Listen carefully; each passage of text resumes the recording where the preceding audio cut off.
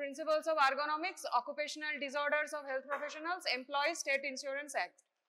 Occupational disorders of health professionals টা এটা আমি আজকে পড়াবো না, এটা রিয়া ম্যাডাম তোদের ক্লাস দিয়েছে বলে আমি এটা রেখেছি, বাট এটা আজকে আমি পড়াবো না, আমি পড়াবো প্রথমটা principles of ergonomics and acts. Okay, there are several other acts. So what do you mean by ergonomics? Any idea? Any idea what is ergonomics? This is a Greek, derived from Greek word ergon and nomos. Ergon means work, nomos mean laws, work laws. এই আলোগুলো নিভিয়ে দাও তো। So তার মানেটা কি হলো? Work law, ergon nomos, fitting the job to the worker. সব কাজের জন্য সবাই এলিজিবল নয় তো, সবার দ্বারা সব কাজ হয় না। সো ফিটিং দ্য জব, সেই জবের জন্য যে এলিজিবল তার যে সায়েন্স, দ্যাট ইজ আর্গোনমিক্স। এইমটা কি? What is the aim? Aim is to provide safe occupational environment. Safe occupational environment টা provide করা। What is occupational environment কোনটা? External condition and influences at the place of work. External conditions and influences. Workplace এ কি থাকবে? কি থাকে? Workplace environment এ কি থাকবে? Human worker থাকবে, machines থাকবে, বা টুলস যাকে দিয়ে কাজ করছে, তাই তো। ইন্টারাকশন তাহলে কার সাথে হবে? আর এমনি এক্সটার্নাল এনভায়রনমেন্ট থাকবে। এক্সটার্নাল এনভায়রনমেন্ট কোনগুলো? তোরা এই ক্লাসে বসে আছিস, তোদের এখানে পরীক্ষায় কি বলে নিটে চান্স পাওয়ার পর মেডিকেল এক্সামিনেশন হয়েছিল তো, যে তোরা ফিট কিনা আদৌ মেডিকেল পড়ার জন্য, যে কন্টিনিউ 1 ঘন্টা ক্লাস, সারাদিন ক্লাস হবে, এত পড়াশোনা চাপ তোরা নিতে পারবি নাকি, কন্টিনিউ সিটিং স্ট্যান্ডিং এত পড়তে পারবি কিনা, তার জন্য তোদের মেডিকেল এক্সামিনেশন করা হয়েছিল যে তোরা এলিজিবল কিনা, চোখে সাংঘাতিক পাওয়ার আছে কিনা দেখতেই পাচ্ছে না, সে কি পড়াশোনা করবে। Similarly it is also applicable for all the other works. 3 types of interactions: man and physical, chemical and biological agents. These 3 things are applied all the professions, man and machine and man and man. Man, physical, chemical and biological agents কোনগুলো? Physical agents কোনগুলো? What are the physical agents? বল, কিছু বল। Physical agents?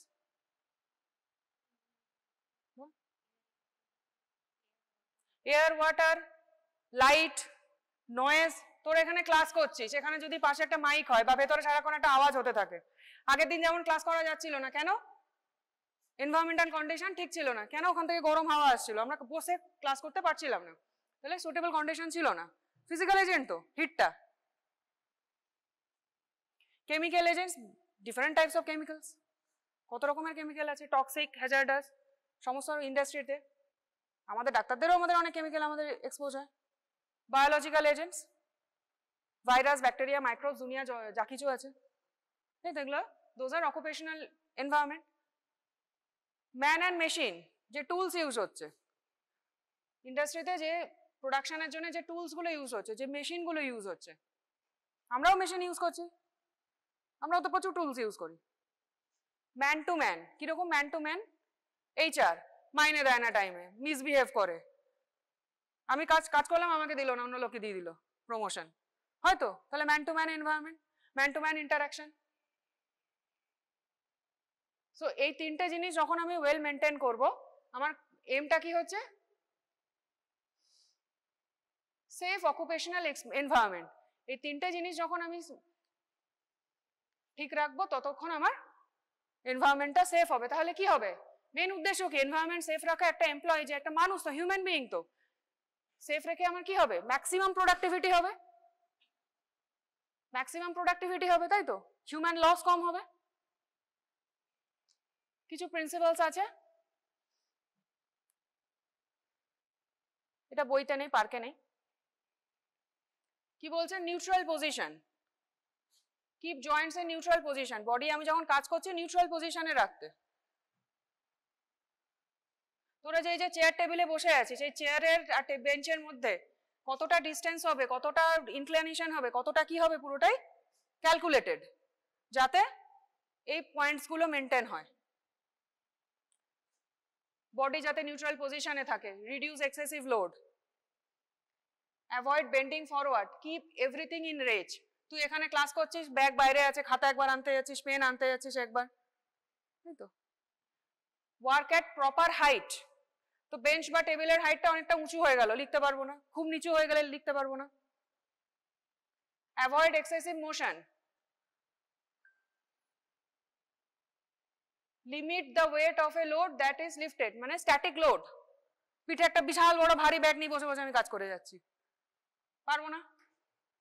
তোদের স্টুডেন্টদের দিয়ে example দিচ্ছি, বা যে কোনো ইন্ডাস্ট্রিতে তো তাই। Use mechanical aids, minimise pressure points, যে আমরা চেয়ারে, আমরা যারা ডাক্তাররা বা যারা আমরা সিটিং পজিশন অনেকক্ষণ থাকি, ঠিকঠাক চেয়ারে, কাঠের চেয়ার এরকম লম্বা ফ্ল্যাট, যদি চেয়ারে বসে কি হবে, স্পাইনে লো ব্যাক পেন হবে, তাই তো, স্পাইনাল কর্ডে প্রবলেম হবে, লো ব্যাক পেন হবে, মাসল পেন হবে। তো সেটাকে আমাকে প্রেসার পয়েন্টগুলো সেইভাবে আমাকে চেয়ারটা ডিজাইন করতে হবে, যাতে লং আওয়ার্স অফ আমরা বসে থাকলেও প্রবলেম না হয়। প্রোভাইড ক্লিয়ারেন্স, আমি যে জায়গার মধ্যে কাজ করছি আশপাশে ক্লিয়ারেন্স থাকে, এর সাথে ধাক্কা লেগে যাচ্ছে, নাম থেকে অ্যাক্সিডেন্ট হচ্ছে, ধাক্কা লাগছে, মেশিন পড়ে যাচ্ছে গায়ের ওপর, হতে পারে ছোট জায়গার মধ্যে কাজ করলে। মেনটেন আ কমফোর্টেবল এনভায়রনমেন্ট, ওই আগের দিন যেন এসি চলছে, তোরা সব এদিকে বসেছিস, কারণ এসির হাওয়াটা এখানে ম্যাক্সিমাম, কি জন্য, কমফোর্ট জোন, কমফোর্ট জোনে থেকে আমরা ম্যাক্সিমাম ভালো কাজ করতে পারি। তো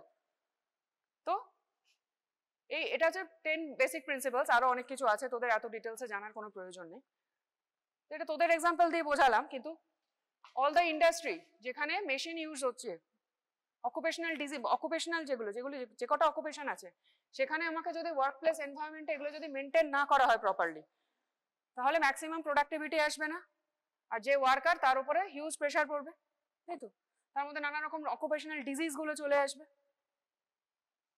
সো এগুলো আমাকে মেনটেন করতে হবে। তবে মেনটেন করতে হবে বললে কি মেনে নেবো? যারা কলকারখানা খুলেছে, যারা ইন্ডাস্ট্রিয়ালিস্ট, তারা কি করবে? দূরে ছোট বা স্মল স্কেল যারা কোম্পানি বা কিছু, তারা কি করবে? দূরে এতকে মেনটেন করে, আমি যত কম টাকা দিয়ে আমি এমপ্লয়ের থেকে যতটা কাজ বার করে নিতে পারি, তাই তো। তাহলে সেটা করা যাবে না, তার জন্য আমাকে কি কি করতে হবে? ল, লেজিসলেশন। আমরা তো ভয়, মানে আমাদের ভয় না দেখালে আমরা কোনো কাজ করি না, তাই তো। পরীক্ষায় ফেল করে যাবো তাই পড়তে হচ্ছে, নাহলে পড়াশোনা দরকার ছিল না, তাই তো। সেখানে ওয়ার্কারদের সেরকম ল রয়েছে, আরো অনেক কিছু মেজার নেওয়া হয়। Let's see the next slides. So prevention, medical engineering, legislative. Medical pre placement examination, জবটা সুইটেবল কিনা, যে জবটা করছে, যাকে আমি এমপ্লয়ি রাখছি, the person is suitable for the job or not। প্রথমে তাহলে আমি কি করতে হবে? Pre placement medical examination. তোদেরও হয়েছে, চোখের পাওয়ার থেকে আরম্ভ করে ব্লাড গ্রুপ থেকে কোনো ডিজিজ আছে নাকি সমস্ত সিস্টেমে টেস্ট হয়েছে। তো আর্মি বা যে কোনো কিছু চাকরির পরীক্ষার আগে দেখা হয়। Periodic medical examination at the time of joining, তার মোটামুটি ওকে ছিল, আমি নিয়েছি। এবার কাজ করতে করতে এই যে ওয়ার্ক প্রেশারের মধ্যে তার কোনো ডিজিজ হচ্ছে নাকি, তো আমাকে এটা পিরিয়ডিক মেডিকেল এক্সামিনেশন রাখতে হবে। Medical and health care services notification, any occupational diseases should be notified under law, আমাকে জানাতে হবে। ইন্টারন্যাশনাল সোসাইটি আছে, আমাকে পুরো সবকিছু জানাতে হবে। সুপারভিশন অফ ওয়ার্কিং এনভায়রনমেন্ট, আমি তো নিয়ম বলে দিলাম এরকম হাইটে রাখতে হবে, এই যে 10 ল যে বলেছি, মেনটেন প্রপার হাইট, যা কিছু বলেছি, তো সেটা আমাকে মেনটেন হচ্ছে নাকি, we have to look for, check for it। so supervision না থাকলে কোনো লাভ হবে না, we have to supervise। এগুলো ডিটেলসে পার্কে লেখা আছে, আমি এখানে ডিটেলসে পড়াচ্ছি না, তোরা পড়ে নিবি বই থেকে। Record, we have to keep the record, maintain the record। Health education and counselling, আর কি করবো? আমি ট্রেনিং দেবো। কিছু বোঝা গেল নাকি না?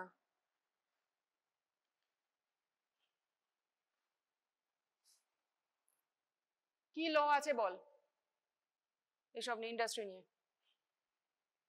এনি ল, কোনো মাথায় ল আসছে? বল। তোরা শুনেছিস, নামটা বললে সবাই বলতে পারবি।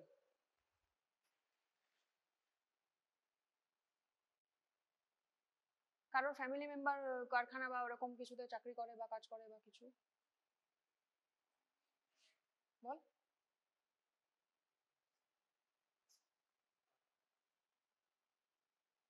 কলকাতায় কাদের বাড়ি? এখানে নেই কারোর বাড়ি। তোর বাড়ি কোথায়? দমদম। ইএসআই হসপিটালের নাম শুনেছিস? ইএসআই হসপিটাল, জোকাতে ইএসআই হসপিটাল আছে, সব জায়গায় আছে ইএসআই হসপিটাল। এটা কি আমরা যেতে পারি? আমরা যেতে পারি না। তাহলে ইএসআই হসপিটালে কারা যেতে পারে? কারা যেতে পারে? জোরে বল না। হ্যাঁ, TPA4, সে EPA4টা কি? Employment EPF, EPF। তাহলে এমপ্লয়মেন্ট তো, আমরাও তো এমপ্লয়, আমরাও তো ডাক্তার, আমরা যেতে পারবো ইএসআই তে দেখাতে, ট্রিটমেন্ট করতে? ইএসআই হসপিটাল আমরা শুনেছি, তাই তো, কিন্তু ইএসআই হসপিটালে কি আমরা বা জেনারেল পাবলিক বা তোদের ফ্যামিলি মেম্বার যা কিছু, তোরা কখনো গেছিস যে মনে হচ্ছে না ইএসআই হসপিটালে যাই? আমরা যেতে পারবো না। তাহলে কারা যাবে? আমাদের অনেকগুলো ল রয়েছে, তার মধ্যে দুটো দেশ স্বাধীন হওয়ার পরে পরেই লগুলো হয়েছে, তারপরে আরো অ্যামেন্ডমেন্ট হয়েছে, ঠিক আছে? ল একবারই হয়, তার অ্যামেন্ডমেন্ট চেঞ্জ হয়। অ্যামেন্ডমেন্ট মানে জানিস তো, অ্যামেন্ডমেন্ট গুলো চেঞ্জ হয়। দুটো main important act, the factories act 1948, employees state insurance act 1948। There are other specialized acts. কি কি আছে? এক্সাম্পল মাইন্স অ্যাক্ট, যেমন সার্কামস্টেন্সেস অফ দ্য ইন্ডাস্ট্রির উপর ডিপেন্ড করে।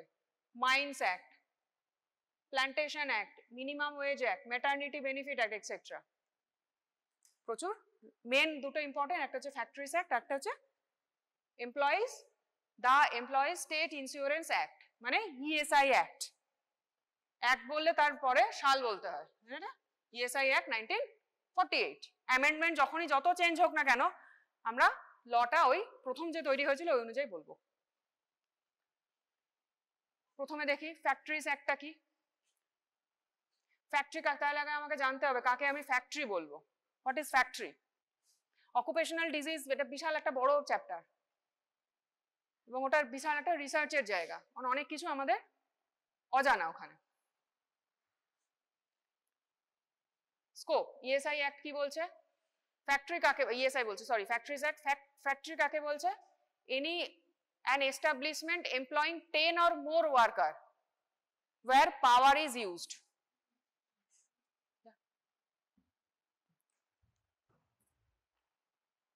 Any establishment employing 10 জন এমপ্লয়ি থাকবে যদি পাওয়ার ইউজড হয়, or more workers where power is used, and 20 or more workers where power is not used. যেখানে পাওয়ার ইউজ করা হচ্ছে না, মানে মেশিন চালাতে পাওয়ার ইউজ করছি না, মেকানিক্যালি হচ্ছে, তাহলে 10 জন। or more workers মানে more than equal to 10, আর যেখানে পাওয়ার ইউজ হচ্ছে সেখানে more than 20 হলে তবে তাকে আমি কি বলবো? ফ্যাক্টরি। এটা কি বলছে? there is no distinction between perennial and seasonal factories. perennial মানে বছরে কোন একটা নির্দিষ্ট টাইমে কাজ হয়, seasonal মানে কোন একটা সিজনে কাজ হয়, তো সেইগুলো এর আন্ডারে পড়ছে। এগুলো মডিফাই হয়েছে। কোথায় applied? The act applies to whole of the India except JNK, Jammu Kashmir. Factories অ্যাক্টটা তাহলে শুধু জম্মু কাশ্মীরে নেই, বাকি অল ওভার ইন্ডিয়াতে applicable.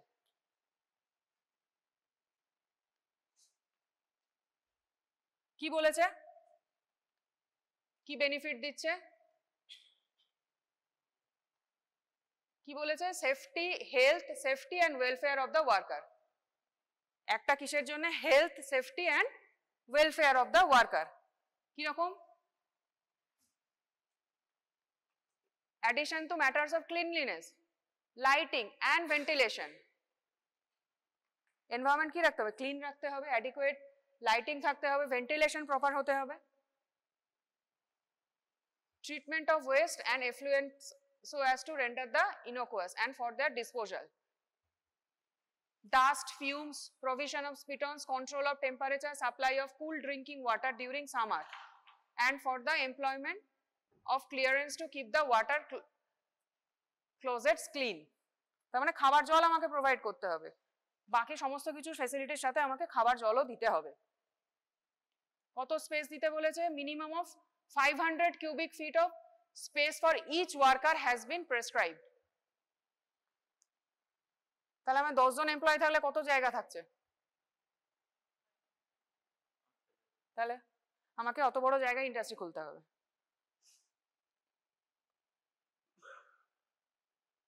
Not taking into account space more than 14 feet above the ground. For factories installed before 1948 Act, minimum of 350 cubic feet of space has been prescribed. ল তৈরি হয়েছে, তার আগে যে কারখানা তৈরি হয়েছে ছোট ছোট, সেটা তো আর ভাঙতে পারি না, তাহলে তার জন্য মিনিমাম কত বলেছে? 350। আর কি বলেছে? সেফটি অফিসার রাখতে হবে for more than equal to 1000 employee. আমার এমপ্লয়ি যদি 1000 জন হয় বা তার বেশি, আমাকে একজন সেফটি অফিসার রাখতে হবে। ক্যান্টিন কখন প্রোভাইড করব? 250 জনের বেশি এমপ্লয়ি হলে, 250 and above। ক্রেচেস কোথায় রাখবো? মোর দ্যান 30 ওমেন এমপ্লয়ি থাকলে। সেফটি অফিসার কতজন থাকবে এমপ্লয়ি? 500 জনের বেশি হয়ে গেলে আমাকে একজন করে সেফটি অফিসার রাখতে হবে। ওয়ার্কিং আওয়ার কত? অ্যাডোলেসেন্টদের জন্য, মানে লেস দ্যান, মানে 14 নিচে আমি কাজে রাখবো না। প্রথমত 14 থেকে 18 স্পেশাল সার্কামস্ট্যান্সেসে আমি রাখতে পারি, কিন্তু তাদের ওয়ার্কিং আওয়ার আবার কতক্ষণ হবে? সকাল ভোর 6টা থেকে 7টার অবধি, তার বেশি কাজ করানো যাবে না। আর অকুপেশনাল ডিজিজগুলো, তার ট্রিটমেন্ট যা যা দরকার সে তোদের নেক্সট ক্লাসে পড়াবো। তাহলে এগুলো একটার আন্ডারে বলেছে, এগুলো জাস্ট কিছু কিছু পয়েন্ট লিখেছে, লিড ডিটেলসে তো অনেক কিছু আছে, সেটা বোঝার কিছু নেই, মুখস্থ করা জিনিস।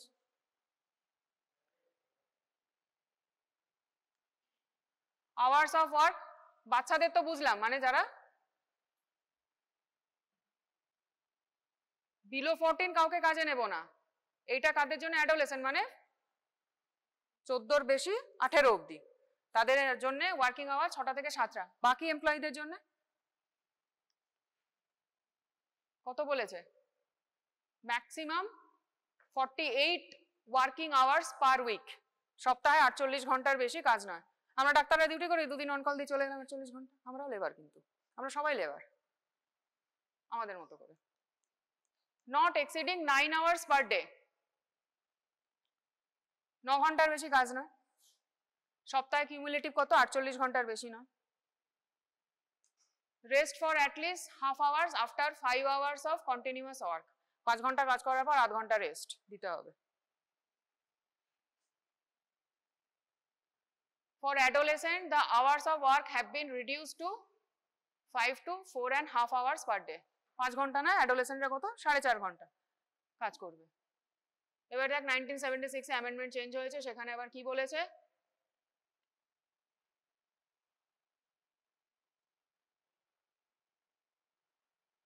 কি বলেছে? 12 hours from the existing 10.5 hours. The total number of hours of work in a week including overtime shall not exceed 60. আমার টাকার দরকার, আমি ওভারটাইম করছি, কিন্তু সেটা 60-এর বেশি করা যাবে না। আমি ওভারটাইম করেই যাচ্ছি করা যাবে না, ঠিক আছে? লিভ, ছুটি তো লাগবে। কিরকম ছুটি নিতে পারা যায়? Every worker will be entitled to leave with wages after 12 months continuous service. 1 বছর টানা কন্টিনিউ সার্ভিস দিল at the following rate. কিরকম? অ্যাডাল্ট 1 day every 20 day, মানে 20 দিন কাজ করলে একদিন কন্টিনিউ কাজ, কিন্তু কন্টিনিউ কাজ করলে 20 দিন একটা করে ছুটি তার জমে। Children 1 day for every 15 days of work. The leave can be accumulated up to 30 days in case of adults and 40 days in case of children. তাহলে বছরে এতগুলো ছুটি আমি জমাতে পারি, টানা কাজ করে আমি ছুটি জমাচ্ছি। বোঝা গেল? আমরা যারা ডাক্তাররাও, আমরা যারা সরকারি চাকরি করে, আমাদেরও কিন্তু নিয়ম এরকম। ম্যাক্সিমাম ছুটি এত, তার বেশি নেওয়া যাবে না, অনেক আমাদেরও রুলস আছে, তার বেশি আমরা ছুটি নিতে পারি, নিলে কি হবে মাইনে কাটবে। এটা হলো ফ্যাক্টরিজ অ্যাক্ট, ঠিক আছে। মুখস্থ করে গুলো শর্ট নোট আছে, এগুলো ভালো করে, এখান থেকে প্রচুর কোয়েশ্চেন আসে অকুপেশনাল ডিজিজ থেকে। Now come to the employee state insurance act. কি বলেছে এখানে, অনেক হাবিজাবি গল্প লেখা আছে। কারা এর আন্ডারে পড়ছে? ইএসআই অ্যাক্টের আন্ডারে। 2010-এ কি বলেছে, 1/5/2010-এ কি বলেছে, 15,000 পার মান্থ হলে আপ টু 15,000, সিলিং হচ্ছে 15,000, তার নিচে 15,000 এন্ড তার নিচে সবাই এই আন্ডারে পড়ছে। কিন্তু 2016-তে অ্যামেন্ডমেন্ট হয়ে চেঞ্জ হলো কি 21,000। তাহলে মাসে 21,000 যাদের ইনকাম 21,000 এন্ড বিলো, তারা সবাই এই অ্যাক্টের আন্ডারে পড়ছে। তাহলে আমরা 21,000 নিশ্চয় মাইনে পাই না, আমরা প্রচুর টাকা মাইনে পাই কম্পেয়ার টু দিস। সুতরাং আমরা এর আন্ডারে পড়ছি না, আমাদের নিজেদের কস্টে আমাদের নিজেদের ট্রিটমেন্ট করাতে হবে। কিন্তু এদের জন্য যেহেতু 21,000 টাকা মাসে ইনকাম হচ্ছে, কমার্শিয়াল এস্টাবলিশমেন্ট, এগ্রিকালচারাল এস্টাবলিশমেন্ট বা কমার্শিয়াল এস্টাবলিশমেন্ট। কমার্শিয়াল এস্টাবলিশমেন্ট কোনগুলো? মলগুলো আসবে, আসবে। মলে যারা কাজ করে কত টাকা মাইনে পায়? খুব কম পায় তো, চকচকে সেজে থাকে।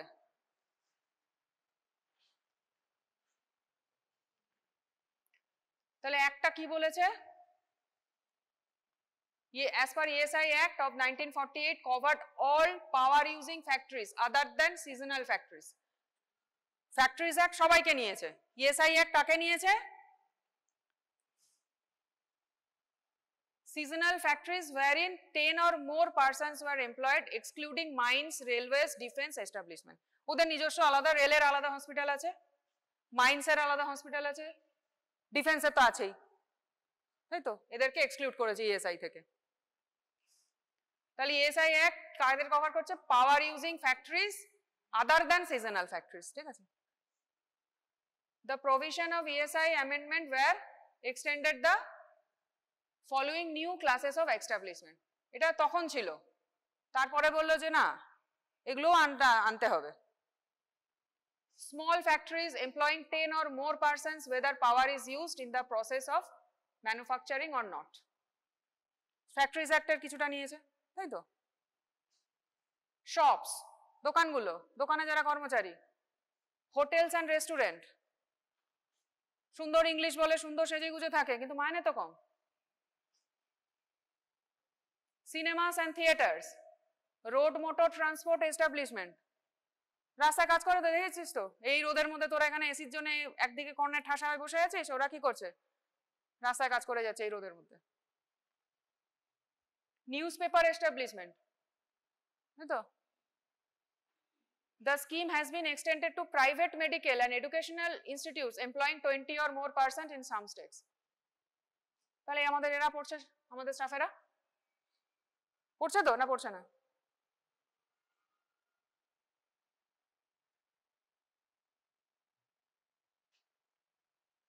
In some states, বোঝা গেল? তাহলে এর অ্যাডমিনিস্ট্রেশন মাথায় কে বসে আছে? এটা একটা অটোনোমাস বডি, তার নাম কি? ESI corporation. Autonomous body ESI corporation, এর মাথা কে? Union minister of labour is the chairman and vice chairman কি? Secretary to government of India labour. Government of India labour ডিপার্টমেন্টের যে সেক্রেটারি সে তার ভাইস চেয়ারম্যান, চেয়ারম্যান কে? ইউনিয়ন মিনিস্টার অফ লেবার, ঠিক আছে। এই কমিটি থাকে, কমিটির ভেতর আরো অনেকজন লোকজন থাকে, ঠিক আছে, বইতে আছে, পড়ে নিবি। তাহলে এই যে স্কিমটা আমাদের কন্ট্রিবিউশন লাগে, টাকা পয়সা, ট্রিটমেন্টের স্কিম কি করতে হবে, কে টাকা দেবে, পুরো টাকাটা কে দেবে? ইন্ডাস্ট্রি তো এমন তো নয় যে তাদের একদম বিশাল টাকার খনি, তা তো নয়।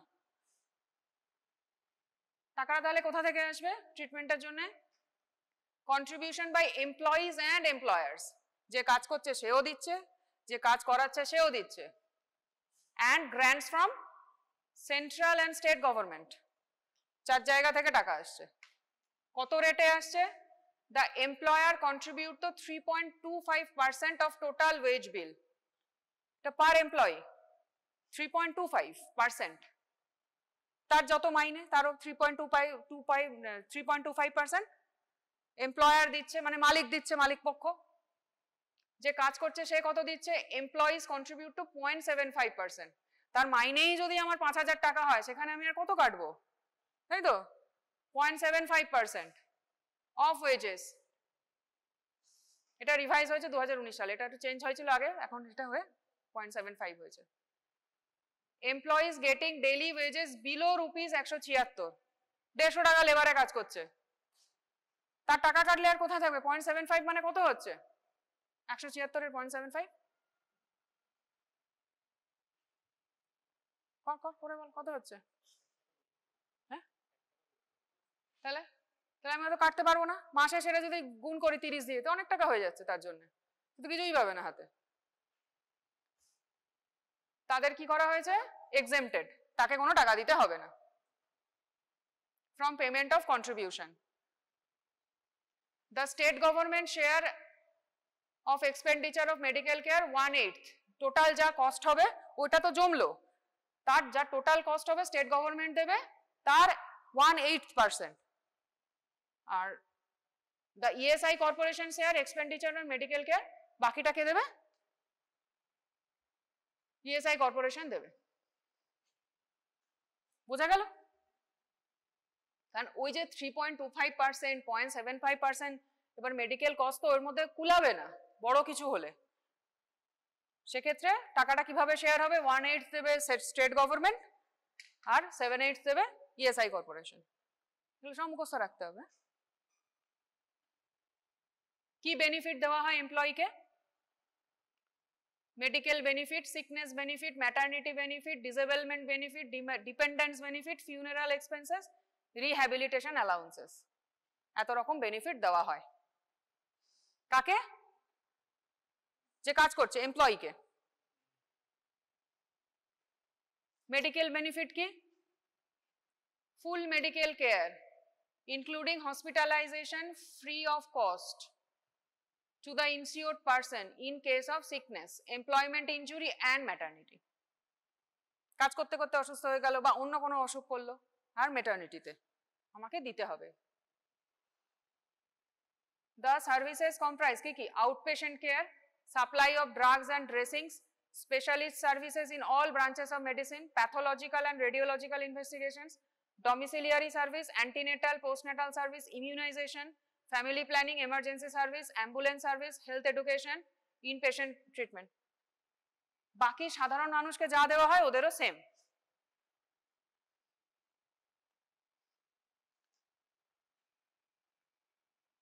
মেডিকেল বেনিফিট দুভাবে দেওয়া যায়, একটা হচ্ছে ডাইরেক্ট প্যাটার্ন, একটা ইনডাইরেক্ট প্যাটার্ন। ইনডাইরেক্টটা হচ্ছে প্যানেল সিস্টেম বলে, ডাইরেক্ট প্যাটার্ন এখানে রেজিস্টার্ড মেডিকেল প্র্যাকটিশনারকে দিয়ে দেওয়া হয়। আর ডাইরেক্ট প্যাটার্নে কি, in areas having a concentration of 1000 or more employees, family units, বড় কারখানা একদম। Service dispensaries are established with full-time medical and paramedical personnel.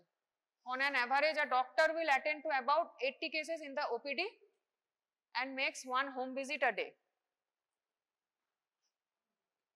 আর যেখানে employees less than 750, part-time ESI dispensaries are established.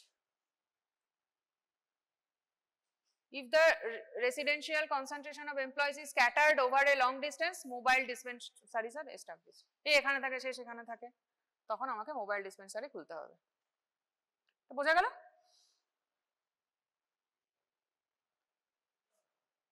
আর কি মেডিকেল ফ্যাসিলিটি হবে, treatment হলো, maternity হলো, sickness হলো, আর কি হলো, ডেঞ্চার। ডেঞ্চার লাগতেই পারে, দাঁত রে, স্পেকটাকলস, hearing aids are provided free to patients who are incapacitated due to employment injury. সবাইকে দেবে না। কাজ করতে গিয়ে অ্যাক্সিডেন্ট হয়ে আমার যদি এগুলোতে প্রবলেম হয় তাহলে ফ্রিতে দেওয়া হবে। আর্টিফিশিয়াল লিম্বস, পা কেটে গেল, প্রসেসেস গুলো প্রচুর দাম তো, প্রসেসেস গুলো আর্টিফিশিয়াল লিম্বস, স্পেশাল অ্যাপ্লায়েন্স যেমন hernia belts, walking calliper, surgical boots, যা কিছু লাগে অ্যাক্সিডেন্ট হলে যা যা প্রসেসেস আমার এক্সট্রা যা লাগে এইড। এটা গেল মেডিকেল বেনিফিট। সিকনেস বেনিফিট, অসুস্থ হলে ছুটি নিতে হবে তো নাকি, কিন্তু আমি তো বলে দিয়েছি কিরকম কি ছুটি নেবো। The benefits is payable for maximum period of 91 days. এই ল গুলো না থাকলে কি হবে, ছুটি নিয়ে যে ভাগিয়ে দিল, মাইনেই দিল না, তাই তো? এই ল এর আন্ডারে কিছু করা যাবে না বদমাইশি। কতদিন? 91 days in any continuous period of 365 days. 365 দিনের মধ্যে 91 দিন দেওয়া যায়। পেয়েবল। কত টাকা দেবো? পুরো টাকা কি দেবো? ঘরে বসে আছে কত দেবো? 70% of the daily wages. তার যা স্যালারি, তার ডেলি ওয়েজেস, ডেলি যা স্যালারি তার 70% করে আমি দেবো। ম্যাক্সিমাম কতদিন? 91 দিন। A person receiving the sickness benefit is required to remain under medical treatment provided under the act, that is in order to qualify for sickness. Is required to contribute of 78 days in a continuation period of 6 months. বুঝা গেল? আরেকটা হয় extended, এমন আমার কোনো রোগ হলো, cancer হলো বা অন্য কিছু রোগ হলো, যেটা আমার এই কদিনের 91 ডেজ মানে কত? 3 মাস। তো 3 মাসে আমার রোগ সারছে না, ক্যান্সার 3 মাসে সারবে? তো অনেক লং লাস্টিং। তাহলে কি করতে হবে? সেখানে এক্সটেন্ডেড সিকনেস বেনিফিট দেওয়া হয়। 34 খানা ডিজিজকে কত ম্যাক্সিমাম পিরিয়ড কতদিন দেবো? 2 বছর, তার বাইরে দেওয়া যাবে না। 34টা ডিজিজ আছে যার আন্ডার লিস্ট আছে, দেখবি পার্কের বইতে আছে, আমি আর এখানে তুলিনি, বইতে দেখে নিবি। টিবিও আছে, এইচআইভি আছে, ক্যান্সার আছে, অনেক রোগ আছে। সেই ডিজিজগুলো এক্সটেন্ডেড সিকনেস বেনিফিট আন্ডারে পড়ে। 34টা ডিজিজ আছে।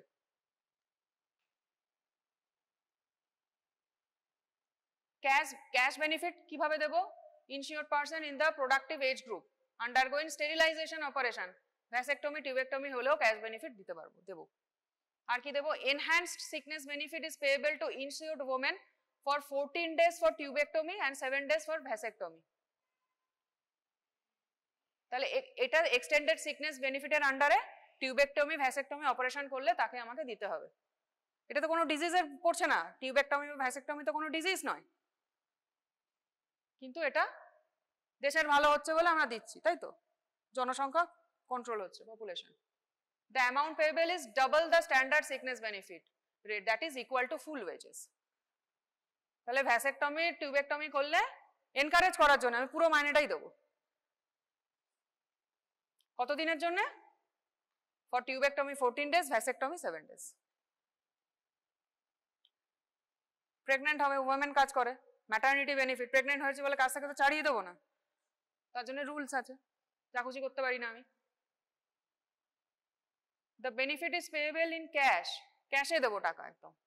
Insured women for confinement, miscarriage or sickness arising out of pregnancy, confinement or premature birth of child or miscarriage, এতগুলো কন্ডিশনে আমি ম্যাটারনিটি বেনিফিট দেবো। For confinement the duration of benefit is 26 weeks, 26 সপ্তাহ। For miscarriage 6 weeks and for sickness arising out of confinement 30 দিন। The benefit is allowed at full wage, maternity benefit কত দেবো আমি? Full wage. The rate of confinement expenses has been increased from 5,000 থেকে 7,500 করে দিয়েছে, ঠিক আছে? বোঝা গেল? বোঝার কিছু নেই, এটা মুখস্থ। ডিসেবলমেন্ট বেনিফিট, কাজ করতে করতে হাত পা ভেঙে গেল, 90% of the wages as long as the temporary disablement last, ঠিক আছে? 90% যা স্যালারি পার ডে তার 90% দেওয়া হয়। In case total permanent disablement, the insured person is given life pension worked out on the basis of loss of earning capacity determined by a medical board. তাহলে কি হলো? 90% দেবো আমি, দেবো না, যে মালিক সে দেবে। ডিসেবলমেন্ট কি হলো? তাহলে 90% দেবো ডেলি ওয়েজেস যতদিন আমার পার্মানেন্ট ডিসেবলমেন্ট পারসিস্ট করছে, তাই তো? আর যদি টোটাল ডিসেবলমেন্ট হয়, পার্মানেন্ট ডিসেবলমেন্ট হয়, তাহলে আমি পেনশন দেব। কখন বলবো permanent disablement? Loss of earning capacity determined by medical board. একটা মেডিকেল বোর্ড বসবে, একা ডাক্তারের বা একজনের কথাই হবে না, একটা বোর্ড বসে ডিসাইড করবে যে কে পার্মানেন্ট ডিসেবলমেন্ট হয়েছে কি হয়নি। তাহলে আমি তখন এই ফুল পেনশন দেওয়া হবে তাকে, ঠিক আছে। আর কি আছে, ডিপেন্ডেন্স বেনিফিট, কাজ করতে করতে মারা গেল, 90% of wages monthly basis at fixed ratio to the dependents। আমার 3-4টে ছেলে মেয়ে, যে কর্মচারী তার 3-4টে ছেলে মেয়ে, ম্যাক্সিমাম তাই হয়, 2-3টে, মোর দ্যান 2, তাহলে টাকা পাঠাচ্ছে, বাবার টাকা একজন মেরে দিল, বাকিরা আর পেলো না, হবে? হবে না। তাহলে সেইটা যাতে না হয়, ফিক্সড রেশিওতে ডিপেন্ডেন্টদের ভাগ করে দেওয়া হয়, কে কতটা পাবে সেটার একটা ফিক্সড রেশিও আছে, সেই অনুযায়ী টাকা দেওয়া হয়। কতদিন দেব? Son and daughters up to 18 years, 18 বছর বয়স অবধি দেবো, তাই তো। 18 নিচে, তার উপরে তো আমরা সাবালক, অ্যাডাল্ট, আর দেবো না টাকা। যদি তার আগে মেয়ে বিয়ে করে না, আর মেয়েকে টাকা দেওয়া হবে না। বুঝা গেল? ফিউনারাল এক্সপেন্সেস, মারা গেল, খরচা আছে তো ফিউনারালে। Funeral benefit is a cash payment payable of the death of an insured person towards the expenses on its funeral, the amount not exceeding 15,000। 15,000 টাকার বেশি দেওয়া হবে না, 15,000টা সিলিং, ঠিক আছে, ম্যাক্সিমাম 15,000। যার মান্থলি ইনকাম, ডেলি ইনকাম 176 টাকা, তাকে নিশ্চয়ই আমি 15,000-এর কথা ভাববো না, তাই তো। ম্যাক্সিমাম আমার 15,000। Rehabilitation, on monthly payment of ₹10, the insured person and his family members continue to get medical treatment after permanent disablement or retirement। Retire করে গেলেও আমি পাবো। কত টাকা দিতে হবে তার জন্য? 10 টাকা, 10 টাকা করে দিতে হবে। ডিসেবলমেন্ট বসে গেল পুরো, বা রিটায়ার করে গেল, তবে সে যাবে কোথায় ট্রিটমেন্ট করাতে? খরচা কোথায় পাবে? পার্মানেন্ট কত টাকা দিতে সে দেবে? মাসে 10 টাকা করে। তাহলে তাহলে কি মনে হচ্ছে? লটা দেখে মনে হচ্ছে কি কারখানা খুললে সব পকেট থেকে চলে গেল, তাই তো। মালিকের কোনো লাভ আছে না? নেই, মালিকেরও লাভ আছে, না লোকে কারখানা করবে না তো। কারখানা না করলে দেশের কি হবে? পিছিয়ে যাবে তো ইকোনমি। আমাদের ইকোনমি অনেক এগিয়েছে তো, ইন্ডিয়ার 4th র্যাঙ্কে এসছে তো। তাহলে ইন্ডাস্ট্রিগুলো না খুললে হবে না। আমি not to mention West Bengal. Benefit two employers, তাহলে এমপ্লয়ার্সকেও বেনিফিট দেওয়া হচ্ছে। কি দিচ্ছে?